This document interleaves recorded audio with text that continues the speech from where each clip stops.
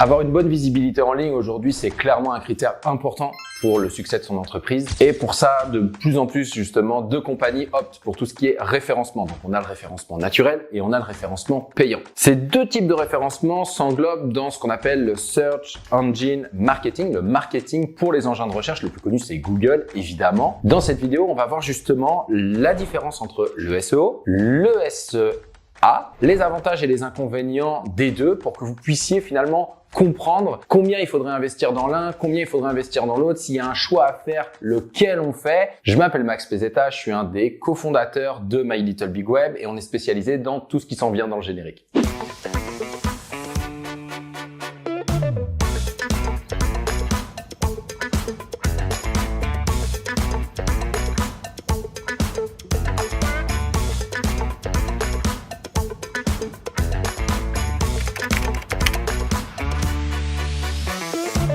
Première partie, qu'est-ce que le SEO? Donc en gros, le référencement naturel, en fait le SEO, Search Engine Optimization, c'est l'optimisation pour les engins de recherche, c'est-à-dire qu'on va optimiser son site web ou notamment les pages de son site web pour que Google les favorise dans ses résultats de recherche. Tiens, on va prendre l'exemple de My Little Big Web. On veut promouvoir le fait qu'on fait des sites web, donc on va avoir des mots-clés comme conception de site web, créateur de site web, agence conception web, bref, il y en a plein des mots-clés. Nous, on veut ranker sur tout cela, évidemment. Donc, on va d'abord chercher quel est le mot-clé qui, selon nous, nous ramènera le plus de trafic sur cette section. Donc, on va dire que c'est conception web. Donc, on va créer une page qui va s'appeler conception web. Et dans cette page, il va y avoir un titre, des sous-titres et également le mot-clé et son champ lexical autour de conception web qui va être répété un certain nombre de fois dans la page. Mais le référencement naturel, c'est pas juste répéter un ensemble de mots-clés sur la page. C'est pas que ça. Et puis d'ailleurs, c'est même pas que avoir une page qui parle de conception web. S'il suffisait d'avoir une page qui parle de conception web, tous ceux qui avaient déjà une page avant que moi je crée mon agence ou avant que moi je crée ma page, ils seraient déjà premiers sur Google et on pourrait plus rien faire. Donc en réalité, dépendamment de la compétitivité de ce mot-clé, parce que je suis clairement pas le seul qui veut ranker sur le terme conception web ou créateur de site web, eh bien je vais devoir faire plus ou moins d'efforts. Donc encore une fois, la base, c'est déjà d'avoir une page qui parle de ça, mais ensuite, c'est d'avoir aussi d'autres pages qui traitent ce même sujet. Le problème, c'est que je peux pas avoir une page qui parle de conception web, une autre qui parle de création de site web, une autre qui parle de programmeur web. Enfin, vous imaginez la taille du menu. Puis c'est pas que ça que je propose. Je fais aussi du référencement naturel, de la publicité en ligne, de la gestion des réseaux sociaux. Dans les réseaux sociaux, on a LinkedIn, Facebook, Instagram, etc. Enfin, vous imaginez le bordel. Donc, pour pouvoir ranker sur tous ces mots-clés-là, on a aussi une section blog.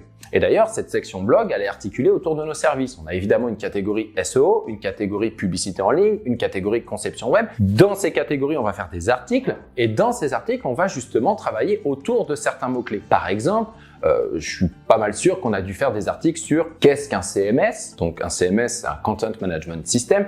L'objectif, c'est d'aller ranker quand quelqu'un écrit qu'est-ce qu'un CMS. Il veut savoir ce que c'est. Un CMS, c'est un logiciel qui permet de créer des sites web, donc c'est lié à ce qu'on fait. Notre objectif, c'est que cette personne se rende sur notre site, consomme notre contenu et se rende compte que My Little Big Web fait des sites web. Donc en fait, on l'a fait venir via ce terme-là. C'est sûr que c'est pas aussi qualifié que quelqu'un qui taperait agence conception web. Lui, il est full qualifié et c'est pour ça que ce mot-clé-là est beaucoup plus compétitif et qu'il va falloir faire plus d'efforts. Mais en réalité, ces mots-clés, qu'est-ce qu'un CMS qu'on appelle des mots-clés de longue traîne. Donc en gros, c'est des phrases assez longues en général et qui génèrent peu de trafic. Mais mis bout à bout, tous les mots-clés de longue traîne peuvent drainer 40, 50, 60, 70% du trafic d'un site web. Et ça fait aussi monter l'autorité du site aux yeux de Google, mais aussi aux yeux de vos prospects. Le référencement naturel, c'est beaucoup de la création et de l'optimisation de contenu. Après, tout doit être axé autour de l'expérience utilisateur. C'est-à-dire que Google, ce qu'il veut, à part faire de l'argent, c'est... Ça, tu le coupes? Non, tu le laisses. C'est finalement offrir la meilleure expérience utilisateur possible. Quand vous tapez un mot-clé, si jamais le premier résultat il n'est pas très pertinent par rapport à ce que vous cherchiez, vous allez passer au deuxième. Si c'est toujours pas très pertinent, vous allez passer au troisième. Et si c'est toujours pas très pertinent, vous allez vous dire que Google, c'est pas forcément fou d'un point de vue de ce moteur de recherche et vous allez peut-être, on sait jamais, aller sur un autre moteur de recherche comme Yahoo, comme Bing, peu importe. Donc Google fait hyper attention aux résultats qu'il fait ranker naturellement parce qu'il est vraiment censé apporter full qualité. Donc Tout ça pour vous dire qu'il y a plein de critères. Il y a plus de 700 critères que Google prend en compte pour déterminer le positionnement d'une page, parce qu'en réalité, on ne positionne pas un site, on positionne une page dans les résultats de recherche. Et le problème, c'est que chaque critère n'a pas la même pondération, évidemment. C'est pas, par exemple, l'optimisation des balises titres, le poids n'est pas 1 sur 700. Ça peut être, par exemple, 5% du poids de l'influence que ça va avoir, mais Google ne nous communique pas cette pondération, et c'est un peu comme si Google est tellement parfait que on n'aurait même pas besoin finalement nous autres d'intervenir, les experts en référencement naturel, parce que Google serait déjà capable de bien faire ranker tout le monde. Mais en réalité, il y a tellement d'impact business pour les entreprises qui rankent dans le top 3 que évidemment, tout le monde cherche à ranker sur la première page ou du moins dans les 3 premiers résultats, parce que clairement, rien que le premier résultat va aller chercher peut-être 30% des clics, et c'est énorme.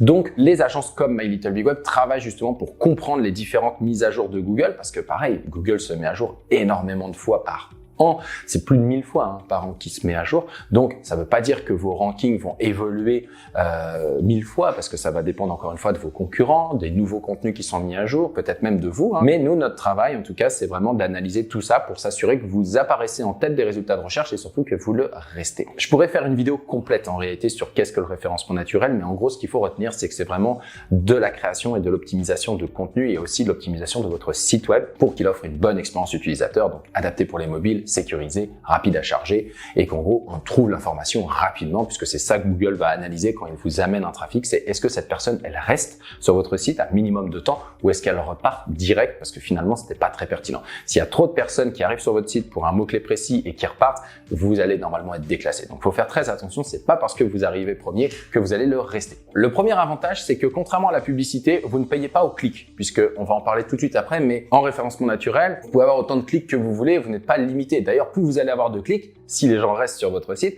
plus ça va bonifier votre performance et ça va même vous impacter positivement et vous faire monter dans les résultats de recherche, ce qui va vous amener encore plus de clics et à créer finalement cet effet boule de neige. Donc, on n'est vraiment pas limité. Si jamais vous payez par exemple une agence, je sais pas, 1000, 2000, 3000 $ par mois, peu importe, ou que vous le faites vous-même, et que cet investissement que vous mettez pour ranker, théoriquement, il va vous amener beaucoup plus de trafic que de la publicité et c'est infini. Donc, c'est le plus gros avantage. On parle des fois de référencement naturel. Il n'y a plus rien de naturel dans le référencement naturel, ou on parle de référencement gratuit. Et là aussi, c'est pas vraiment gratuit parce que au moins 80% des entreprises, elles payent une agence. Donc, déjà de base, c'est pas gratuit. Et puis, si elle l'internalise, elle paye son employé. Donc, à la fin, il n'y a rien de gratuit. Ce serait vraiment gratuit et naturel si on n'avait rien besoin de faire, si on n'avait pas besoin de créer du contenu justement ou d'analyser les stats pour manipuler finalement l'algorithme. Là, on serait sur du naturel ou on serait sur du gratuit. Mais encore une fois, il n'y a rien de gratuit dans le référencement naturel. La durabilité des résultats. Contrairement à la publicité où quand vous arrêtez de payer, vous arrêtez de ranker. C'est aussi simple que ça. Donc, vous êtes dépendant. Là, en référencement naturel, c'est pas le cas. Comme je le disais, les résultats, ils fluctuent pas non plus à ce point-là. Au pire, vous pouvez perdre 1 ou 2 positions. Mais si vous arrêtez vos efforts en référencement naturel, vous n'allez pas perdre tous vos résultats d'un coup. Et si c'est le cas, c'est qu'il y a eu, à mon avis, une personne ou l'agence un peu mal intentionnée qui a enlevé des choses parce que sinon, ça part pas comme ça. C'est un petit peu comme si vous arrêtiez d'aller à la salle de sport et vous reprenez tous vos kilos le lendemain. Bien sûr que non. Ça prend un certain temps pour évidemment perdre son référencement et vous pouvez même ne jamais le perdre. Parce qu'en réalité, ça dépend encore une fois de vos concurrents. Si vous êtes le seul cabinet dentiste du coin, là, vous allez avoir un ranking naturellement fort de toute manière. Ou si vos concurrents ne font rien finalement pour essayer d'atterrir en première position, eh bien vous, même si vous arrêtez vos efforts, vous allez pouvoir le rester peut-être un certain nombre de mois, mais c'est pas garanti encore une fois, mais en tout cas c'est pas aussi instantané que la publicité. Donc pour moi c'est un gros avantage. On a aussi constaté que le trafic qui vient du référencement naturel, la plupart du temps est quand même de meilleure qualité que la publicité et c'est logique puisque Google, étant donné qu'il fait pas d'argent sur vos rankings, il veut s'assurer que les termes de recherche sur lesquels vous vous positionnez correspondent bien à l'intention de l'utilisateur et que votre contenu réponde bien en fait à ce que l'audience cherche. Donc encore une fois, généralement il y a une différence d'à peu près 40% d'un point de vue qualité, donc c'est quand même pas négligeable. Donc le trafic qui vient du référencement naturel généralement est plus qualifié que le trafic qui vient de la pub. Aussi, une notion importante à savoir, c'est tout ce qui va être like, partage et activation de la cloche pour la chaîne de My Little Big Web parce que c'est ce qui fait monter nos vidéos dans les résultats de recherche et c'est pour ça qu'à chaque vidéo, je prends le temps de remercier tous ceux qui prennent le temps de le faire. Merci aussi pour les commentaires. Je prends le temps de répondre à tout le monde. Même des fois, il y a des petits débats. Donc, je réponds, je me dis, OK, visiblement, j'ai pas été clair. Ou en tout cas, merci à ceux qui prennent le temps de le faire. Qu'est-ce que le SEA en bref? Je vais parler principalement de Google Ads parce qu'on pourrait parler de référencement, ouais, peut-être pas de référencement sur Facebook parce qu'en fait, c'est vraiment de la pub là pour le coup sur Facebook. Donc, on va focuser sur Google Ads, mais c'est quand vous inscrivez un mot-clé comme avocat Montréal, par exemple, les 4 premiers résultats, il y a écrit commandité, c'est de la pub. C'est-à-dire que là, les cabinets, les entreprises payent Google, non pas pour apparaître, parce qu'en fait, on paye pas pour apparaître, on paye uniquement quand les gens cliquent. Et ça, c'est hyper fort. Ça veut dire que Google est arrivé avec un principe de marketing à la performance. Donc, en gros, le modèle, c'est, regarde, t'apparais, si les gens cliquent pas, donc si je ne t'amène pas de visite, tu payes pas. Donc, tu as pris de la visibilité gratuite. Si jamais les gens ne cliquent pas sur ton annonce et du coup, ça te permet d'avoir en théorie un meilleur retour sur investissement. C'est vrai, mais en théorie, parce qu'il s'avère que le taux de conversion, donc c'est-à-dire le nombre de personnes, mettons sur 100 personnes qui cliquent sur vos annonces et qui arrivent sur votre site, combien vont convertir, c'est-à-dire faire un achat en ligne si vous êtes une boutique en ligne ou vous contacter via le formulaire ou via le numéro de téléphone. En général, on va parler de taux de conversion entre 2 et 6%. Donc, ça veut dire que sur 100 personnes, vous avez payé 100 clics, vous allez avoir entre 2 et 6 personnes qui vont réaliser l'action que vous attendez d'eux. Mais ça veut dire qu'ils font quoi les 94 autres ou les 95 autres? Ça veut dire qu'il y a 95 personnes qui ont cliqué sur l'annonce, c'est énorme, et qui sont repartis. Et ça, c'est une statistique, c'est une moyenne globale. Donc, on parle pas là de l'expérience utilisateur que vous proposez, même si c'est la meilleure du monde et que c'était full qualifié. Non, c'est parce qu'en fait, les gens, ils s'en fichent de cliquer. Pour eux, c'est pas payant de cliquer. Ils se rendent même pas compte que l'entreprise, elle paye et encore moins combien elle paye. Donc, ils cliquent, ils regardent. Au pire, ils cliquent même sur les 4 premiers résultats. Ça ouvre 4 onglets. Et c'est ce qui fait que, oui, le trafic est quand même qualifié, mais pas tant que ça, finalement. Quand on voit qu'il peut y avoir des coûts par clic comme avocat Montréal, ce mot-clé-là peut coûter jusqu'à 15 $ le clic. Alors, je prends un exemple extrême, mais c'est pas du tout rare de voir des coûts par clic à 5 ou 6 $. Donc, ça veut dire qu'à chaque fois que les mecs qui cliquent, vous payez que 5 ou 6 $. Là, on pourrait se dire, je fais une parenthèse parce qu'on me pose souvent la question, mais ça veut dire qu'un mec qui arrive et qui clique 4 fois, je vais payer 20 $. Non, parce que Google est capable de voir justement que il y a effectivement eu la même adresse IP, le même utilisateur qui a cliqué 4 fois et il ne va pas vous facturer 4 fois. De la même façon que Google fait très attention à ce que les robots se retrouvent pas à cliquer parce que mine de rien, si vous vous rendez compte que vous vous faites littéralement purger de votre budget et que vous n'avez pas de performance, vous allez arrêter de payer Google et ça, c'est pas dans l'intérêt de Google. Donc, il fait hyper attention justement à ce qu'il n'y ait pas d'abus à ce niveau-là. Donc, je vous le dis pour ceux qui se sont dit, je vais aller cliquer sur les annonces de mes concurrents. Bon, amusez-vous bien, mais dites-vous que vous n'allez pas le ruiner en faisant ça parce que Google va s'en rendre compte. Maintenant, ce qu'il faut savoir, encore une fois, c'est que l'avantage de la publicité, c'est que finalement, donc, on définit des mots-clés autant que vous voulez. Ça dépend vraiment de votre budget. Il y a un principe d'enchère. Donc, en gros, Google va analyser un certain nombre de choses. Est-ce que dans le titre de votre annonce, il y a le mot-clé? Est-ce que dans la description de votre annonce, il y a le mot-clé? Est-ce que sur votre page de destination, il y a le mot-clé? Ça fait du sens un minimum si jamais il vous envoie du trafic là-dessus. Puis, il va aussi analyser ce qui se passe quand les campagnes sont en ligne. Donc, OK, c'est bon, tu ranks, je t'amène du trafic. Puis, un peu comme le référencement naturel, il va analyser est-ce que ça convertit finalement. Et c'est pour ça d'ailleurs que vous pouvez mettre en place tout le setting pour être capable de montrer à Google, voici les conversions que tu m'as amené. Puis d'ailleurs, je vous encourage à le faire parce que sinon, vous ne savez pas quel mot-clé, quelle annonce, quelle campagne a généré combien de conversions. Donc, le tracking est très important pour vous parce que ça peut vite monter. Mine de rien, le budget Google. On définit un budget maximum mensuel. Donc, on va dire par exemple 500 $, ce qui veut dire que une fois que vous avez épuisé vos 500 $, vous avez eu par exemple 200 clics à 2 $ le clic, c'est fini. Ça s'arrête. Donc, le téléphone sonne plus, il n'y a plus de formulaire. Donc ça, c'est un des inconvénients selon moi, c'est que ça peut partir assez vite. Maintenant, Google, si vous avez des bonnes performances et que globalement vous avez des bonnes conversions, il va baisser votre enchère. Donc en gros, il va vous dire, écoute, toi là, vu la qualité de tes annonces, tu vas plus payer 4 $ le clic, tu vas payer 3,75 ou 3,50. Ce qui fait que le premier ne paye pas forcément plus cher que le deuxième ou le troisième. Ça dépend de pas mal de choses en réalité et il nous donne un score de 1 à 10 au niveau justement de le quality score, c'est une note globale, même un peu approximative, que Google donne en disant, voilà, si tu veux payer moins cher ou si tu veux avoir plus de chances de ranker en premier, en deuxième, améliore ton score parce que là, tu es à 3 sur 10 sur tel élément, puis honnêtement, c'est pas fou. Là, vous allez dans Google Ads, dans le logiciel en fait, Google Ads, il est gratuit,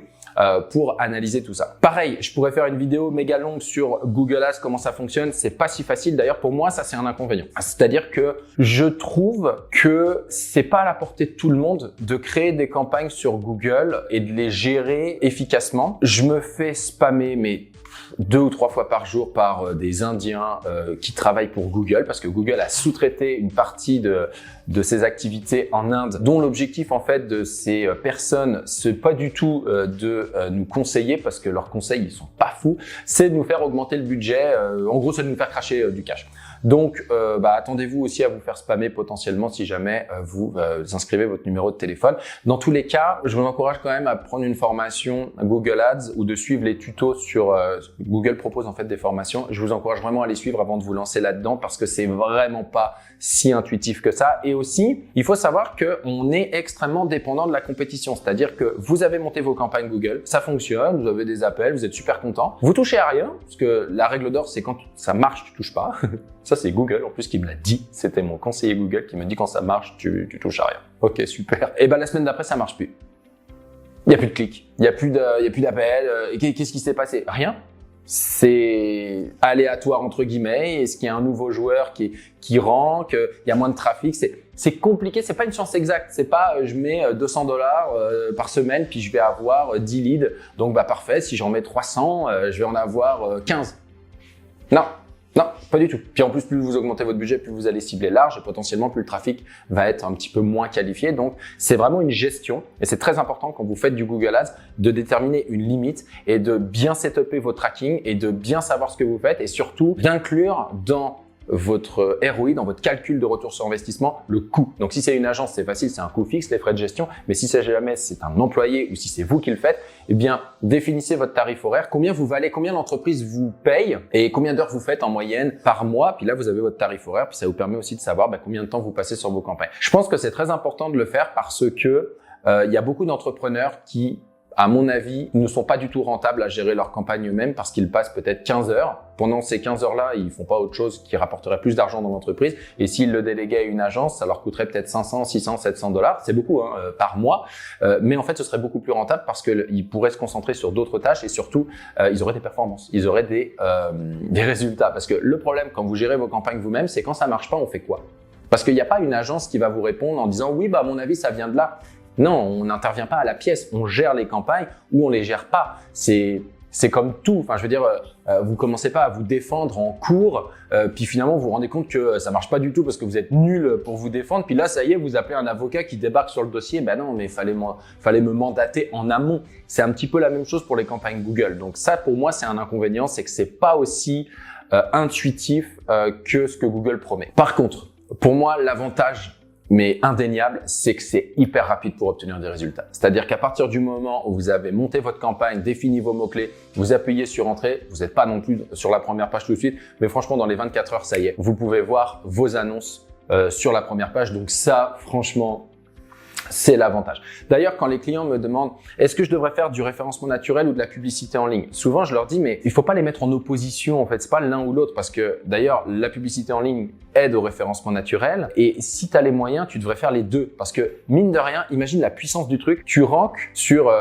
comptable agréé Paris, par exemple, t'apparais sur les commandités, donc Google Ads, et t'apparaît aussi en référencement naturel. Ça veut dire que le gars qui fait cette recherche, il te voit 2 fois. Et en plus, les statistiques montrent que souvent, les gens, ils cliquent pas sur la pub, mais ils t'ont quand même vu et ils vont être beaucoup plus incités à cliquer sur ton référencement naturel, sur ton résultat naturel quand ils te voient une 2e fois. Donc clairement, si tu as les moyens de te faire les deux, fais les deux, recherche les mots-clés les plus importants pour toi et rank en payant et en naturel. Maintenant, si on n'a pas les moyens de faire les deux, il faut se poser la question, est-ce que je veux des résultats tout de suite? Genre là, j'ai besoin de remplir mon carnet de commandes, là. C'est la pub dans ce cas-là qu'il faut faire. Mais ce trafic-là, ces leads-là vont me coûter plus cher. Encore une fois, parce qu'ils sont moins qualifiés, puis le niveau d'enchère, il est quand même élevé. Si par contre, je veux du trafic qualifié, je suis pas méga pressé. Quand je dis méga pressé, c'est que je peux attendre 2, 3, 4 mois avant d'obtenir vraiment des résultats. Mais par contre, je suis sur une stratégie de long terme. Référencement naturel. Définitivement, si t'es pas pressé, optent pour du référencement naturel. L'autre inconvénient de la publicité, c'est un petit peu les coûts variables. C'est-à-dire que, encore une fois, c'est un principe d'enchère. Donc, on peut se retrouver à payer plus cher pour ranker sur un mot-clé, dépendamment de la saisonnalité, mais en fait, dépendamment de la concurrence, parce que la concurrence, c'est la saisonnalité. Si, par exemple, vous êtes un couvreur, vous refaites des toitures, bon, bah, c'est évident que en plein mois de décembre, ça va vous coûter beaucoup moins cher de ranker que à l'arrivée du printemps. C'est logique. Donc là aussi, il faut faire attention parce que vous êtes dépendant des concurrents et du budget qu'ils sont prêts à mettre justement pour ranker. Donc, il peut y avoir un côté un petit peu stressant à savoir que il y a vraiment rien qui est acquis pour le coup. Et si vous n'avez pas beaucoup de cash, vous allez clairement passer après ceux qui en ont. Donc ça, c'est le côté un peu unfair de la publicité sur Google. Puis malheureusement, il n'y a qu'une seule première page et puis il n'y a qu'un seul Google. Donc tout le monde va être dessus. Fait effectivement, il n'y a pas un Google pour les entreprises qui n'ont pas de budget et un Google pour les entreprises qui ont du budget. Vous êtes vraiment en concurrence avec tous ceux qui veulent ranker. Même moi, demain, si je veux positionner l'agence sur Couvreur Montréal ou Dentiste Montréal, je peux. Il n'y a rien qui m'empêche de ranker sur Dentiste Montréal. Si j'ai envie de faire chier tous les dentistes à Montréal et de mettre le budget pour ça, je peux. Donc, c'est sûr que je vais payer plus cher parce que c'est zéro pertinent de ranker My Little Big Web, mais je peux. Donc, n'importe qui peut ranker, encore une fois, sur ces mots-clés. Donc, pour résumer, avantages, inconvénients, SEO, publicité en ligne. Donc, SEO, trafic de meilleure qualité en général et on n'est pas limité par le budget. Et aussi, très important, on peut concurrencer ceux qui ont du budget. Parce qu'attention, c'est pas parce que vous êtes en concurrence avec une entreprise beaucoup plus grosse que vous qu'elle fait forcément mieux que vous en termes de référencement naturel. Et nous, on le voit souvent ça. Des petits joueurs qui arrivent sans problème à concurrencer des gros joueurs, tout simplement parce que les gros joueurs, il faut tout faire valider. Donc, le moindre texte, le moindre article de blog doit passer par le département juridique, le département de contrôle qualité de machin bidule chouette. Résultat des choses, ils payent full cher leur forfait de référencement naturel et il n'y a rien qui avance, tandis que la petite PME du coin qui nous fait confiance et qui nous dit c'est bon, envoyez, au pire je modifierai moi-même les textes s'il y a 2-3 coquilles, on leur passe vraiment devant. Donc là pour le coup je trouve que c'est beaucoup plus fair le référencement naturel par rapport à la publicité en ligne, c'est que c'est vraiment le talent qui prime et pas juste le portefeuille. La publicité, comme je disais, c'est des résultats beaucoup plus rapides, donc si vous êtes pressé, c'est clairement la pub qu'il faut faire. Le ciblage, j'ai oublié de le dire, mais la publicité permet d'avoir un ciblage beaucoup plus précis, c'est-à-dire que moi si vous me demandez de vous faire ranker sur, mettons, Dentiste Montréal, c'est facile, le mot-clé Dentiste Montréal, on a bien compris que c'est à Montréal. Mais il est possible aussi, parce que Google, je sais pas comment il fonctionne à 100%, vous ayez du trafic un peu moins qualifié dans une zone que vous ciblez pas. Après, c'est pas la fin du monde non plus parce que vous ne payez pas au clic et vous payez pas au lead. Contrairement à la publicité, mais la publicité, vous pouvez vraiment quadriller de façon assez précise un territoire, une zone même très restreinte, mettons 1 kilomètre autour de votre boutique ou de votre clinique. Donc ça, c'est quand même un avantage de la publicité en ligne selon moi. Donc chez My Little Big Web, on propose les deux, autant en référencement naturel que référencement payant. Il n'y a pas une formule magique, donc le plus simple, c'est de nous contacter. Donc vous envoyez un formulaire ou vous appelez directement pour qu'on puisse vous expliquer selon nous qu'est-ce qui est le plus pertinent pour vous de faire du SEO ou du SEA ou les deux, dépendamment de votre budget, de vos objectifs, de vos délais. Encore une fois, il n'y a pas deux cas identiques, donc contactez-nous. Puis on vous répondra assez rapidement, c'est assez facile pour nous de savoir ce que vous devez choisir. Merci.